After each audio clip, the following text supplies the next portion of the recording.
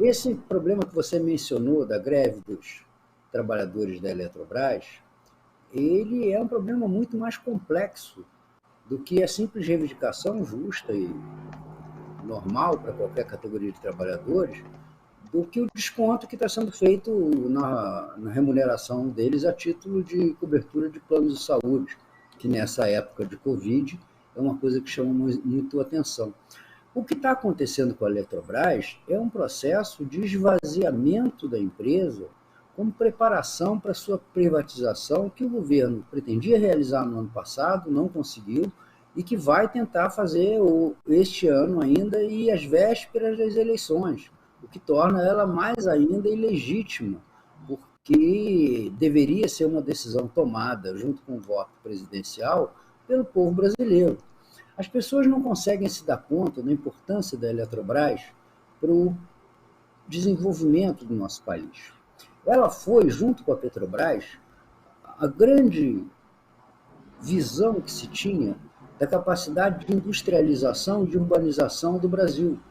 Ela está no mesmo patamar da Petrobras, e as duas, curiosamente, fazem parte até mesmo da Carta Testamento de Getúlio Vargas, que diz que a Petrobras sofreu os ataques que sofreu, mesmo apenas recém-criada no governo dele, e que a Eletrobras, essas são as palavras que ele usa, foi obstaculizada até a morte.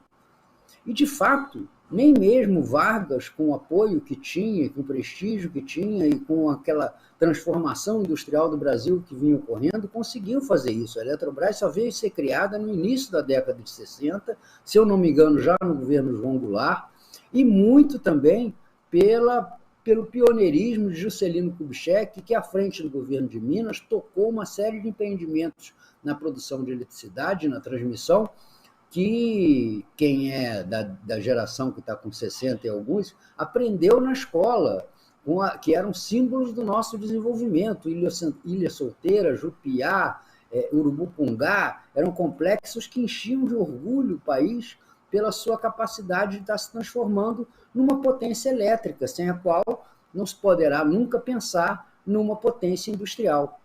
E isso sofreu um rude golpe na Constituição Cidadã de 88, que, com a ideia de descentralizar e de tornar os estados e municípios mais fortes, acabou com a centralização da tributação sobre a energia elétrica, que até então era um imposto único sobre a energia elétrica que ajudava a financiar a construção de usinas, naquela época, num padrão que hoje é impossível, usinas de grande acumulação de água, que causam danos ambientais de grande expressão, que hoje já vão se tornando inviáveis.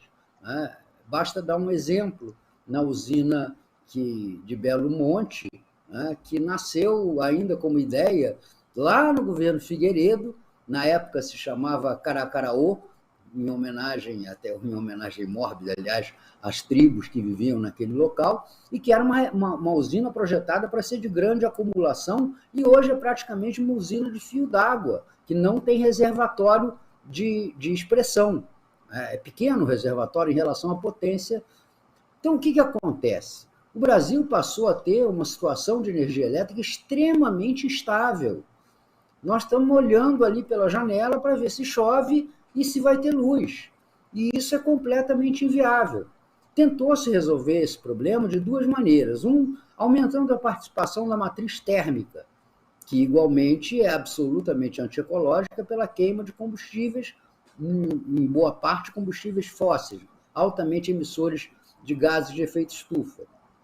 E com um programa que foi desenvolvido no finalzinho do primeiro governo Lula e muito fortemente no governo Dilma, que foi o programa de geração de energia eólica, que começou do zero e hoje gera, em média, pouco mais ou menos 8 a 10% da energia que o Brasil consome. Então, o problema da Eletrobras é o problema da eletricidade no Brasil.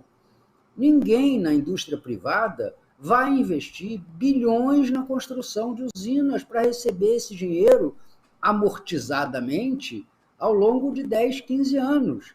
Essa política ou é estatal ou não é. O setor privado se interessa por aquilo que está pronto, quando se trata simplesmente de operar usinas ou, eventualmente, de fazer uma expansão de linhas de transmissão. E mesmo para isso, a dificuldade é muito grande. A gente vai acabar na mão dos chineses, da State Grid, né, que são quem tem capacidade de lançar linhas de transmissão pesadas, de milhares de quilômetros, que o Brasil desenvolveu quando fez Itaipu, desenvolveu quando fez outras grandes hidrelétricas e criou tecnologias pioneiras, como a da transmissão de energia elétrica de alta voltagem através de corrente contínua. Isso é um problema que vem lá do início da criação da energia elétrica, das brigas entre o Tesla e o Edison, né, na disputa se o fornecimento de energia seria em corrente contínua ou corrente alternada, e sempre foi um grande problema perder energia na transmissão de corrente contínua, que o Brasil conseguiu resolver